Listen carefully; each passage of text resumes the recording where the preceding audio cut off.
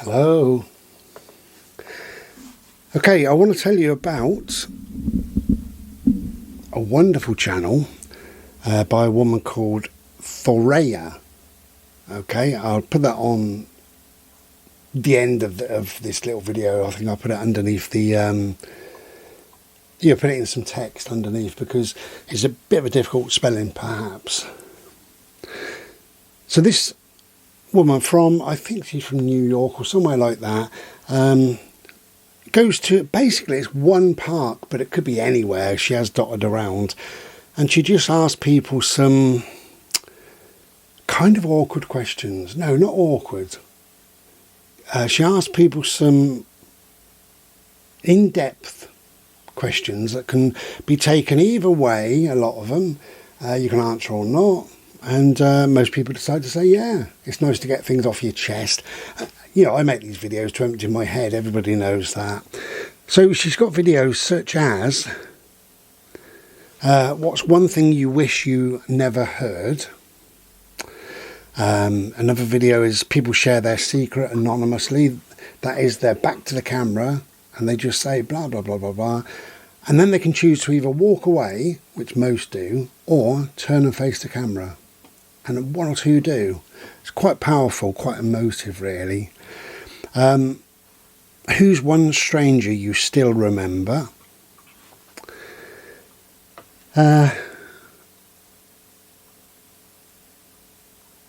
What made you stop wanting someone? This is what I love. She does these fairly regular.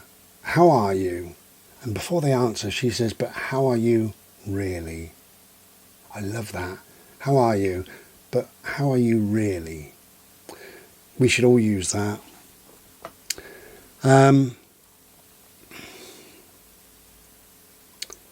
What's the most painful thing you have ever been told?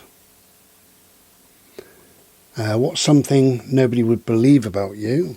They're not all down, by the way, and dowdy and awful. There's some lovely, wonderful, they're just human reactions. And I love it because, some people are down, some people cry, perhaps on camera, some people are glad to get it off their chest, some people laugh and remember certain things, and some people are full of pride. What are you most proud of? That's another question. What are you most proud of? Anonymous subway secrets, where you can write something down and just pop that into a little box. She's written a book as well, so a lot of these secrets are in this new book. What else has she got?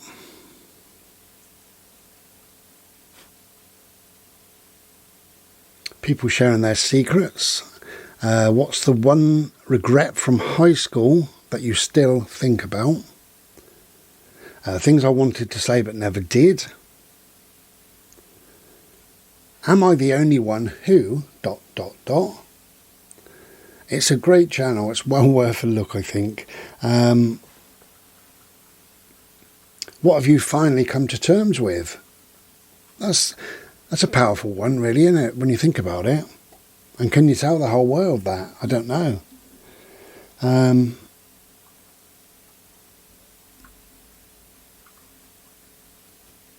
She's got strangers meeting without seeing each other, and they can just talk. There's like a wall between them. They can just talk on headphones to each other, headphones and mic, obviously, and just have a chat, a 5-minute chat. And they tell each other all sorts of different things. Sometimes they just sit and laugh and talk about their day and their life and their husband, wife, children at home, whatever, and it's beautiful. And another time, there was an older guy, and he said, I feel so connected to you. It's like 2 minutes he was talking to this woman, and they're never going to meet because after it, they walk away, go their separate way. And it was quite powerful, really, what he was telling her, how he was currently feeling. And he said he just needed to tell somebody. And this girl, who's about half his age, she said, well, I'm a good listener and I love to listen. Got no advice for you, but I love to listen. I thought that was wonderful. What do you most miss about yourself? Tell me about your first love.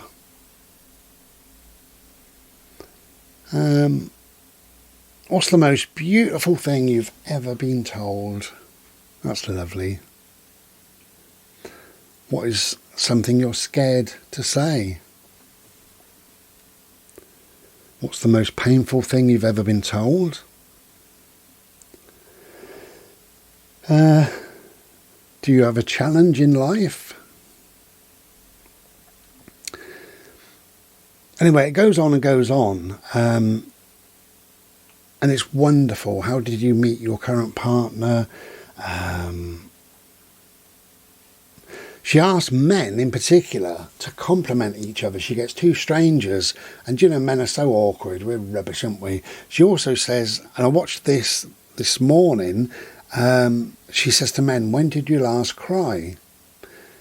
On the whole, men don't cry, you know. We do cry just occasionally. So when we cry, it's more, I've never been a woman, so I don't know, but it's more powerful than when a woman cries, because I see it in my life that women have cried a lot more in front of me, around me, wherever, and I've very, very rarely seen any of my male friends cry. And when they do, it's normally for a reason that's so powerful.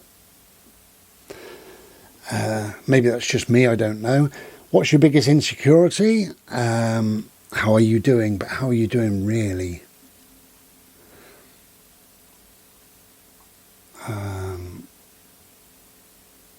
Describe somebody that you love. What's your earliest memory?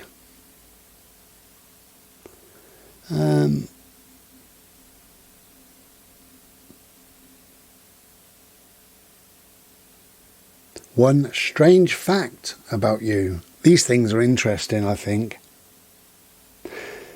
So anyway, yeah, it's just a great channel. I thought I'd share it with you. As I say, I'll put the name down in a minute. What I thought I would do, very, very briefly, I suppose, is answer maybe one or two of these questions. So, number one, what's one thing you wish you never heard? Now, of course, you only got, a limited time to answer it. Unlike me sat here at home in the comfort and what have you. But if you're in the park, you've only got a minute or two to answer that. So what's one thing you wish you never heard? Well, for me, it's loads of things, and it's probably the same for all of us. When we're told that someone has come to the end of their life, that's awful, isn't it? That powerful, impacting news. We wish we never heard it, although it's factual, so we had to hear it, But it could be loads of different things, really. For me, there is one that stands out in my mind, and it's quite sad, I think, really, but I'll share it with you. So what's one thing you wish you never heard? So the backstory is I was travelling, living in Ishi, as you know. I was in Wales and phoned my old mum up, and one evening, early evening, we had a little chat, and she said, I haven't seen anyone, not for weeks. I hadn't seen my mum for a while. Not for weeks. I said, well, what about so-and-so? That person pops over, doesn't she, on Mondays? Well, yeah, apart from her. I said, well, what about so-and-so then? Because she pops over. Well, yeah, but apart from her. And it turned out that my mum had seen a number of people, really, but she was just feeling particularly lonely, She was 80.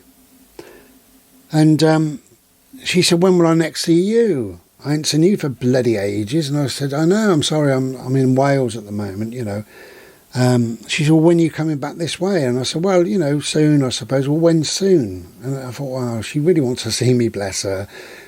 So I said, look, I'll leave tomorrow, so I'll see you on the Wednesday. Okay, I'll pop in Wednesday. Okay, that'd be nice. I look forward to it.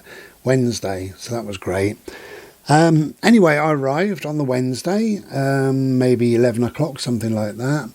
And as fairly normal, I used to get there, make my mum a cup of tea, and then I used to hoover up, mop the floors, because that's what my mum couldn't do. She really struggled. She did most things, but so I always did that for her. And then I normally went outside, I was smoking, so I went outside and had a fag, played with my silly little dog and her silly little dog, and they ran around together. That's what used to happen.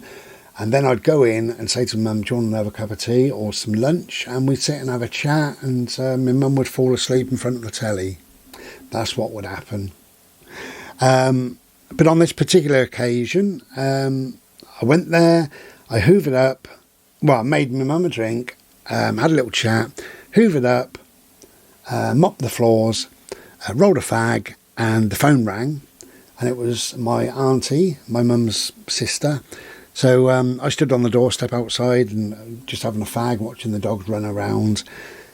And my mum was profoundly deaf, and the phone was full blast. It always was. But so my sister said, "What are you up to then, Daff?" My mum's name was Daphne. "What are you up to, Daff?" And she said, "Oh, nothing." She said, "Bry's just arrived." And my auntie said, "Oh, how lovely, some company for you." And my mum said, "I could do with some bloody peace, to be honest with you."